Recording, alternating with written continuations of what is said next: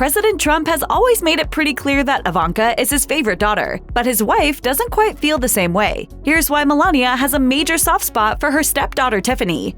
Being a stepmother is often a thankless job, especially when your husband is New York's most recognizable real estate mogul and now the president. In 2005, the newlywed Melania Trump had no idea that she would eventually become First Lady, but she was well aware that she was taking a different responsibility as the stepmom of Ivanka, Tiffany, Eric, and Don Jr. While there's long been speculation about tension between Melania Trump and her stepdaughter Ivanka, the same can't be said for the First Lady and her other stepdaughter, Tiffany Trump. It actually seems as though Melania and Tiffany's relationship is a very close one from the start. The number one piece of evidence regarding Melania and Tiffany's closeness is a picture of the two taken all the way back in 2000. Tiffany was just under 7 years old at the time the pic was taken, and it's safe to say she seemed fairly enamored with her dad's then-girlfriend. The two seemed cozy while Donald Trump, who earlier that year had suspended his presidential campaign as a member of the Reform Party, remained focused on the US Open tennis match they'd gone to see. The picture is worlds apart from anything we've seen of Melania and Ivanka, both today and back then. While it's always a possibility that the feud rumors between the two have been inflated somewhat, there's no question that they've always looked more formal than familial when pictured together. It probably has to do with the age difference. Ivanka, who had a famously close bond with her mother, Ivana, was probably in her late teens when she met Melania for the first time. That's hardly the most receptive age at the best of times, but the fact that Melania is only 11 years older than Ivanka probably led to some awkward feelings and conversations. That said, Ivanka still made sure to hype up her stepmother after her father was elected for the first time in 2016.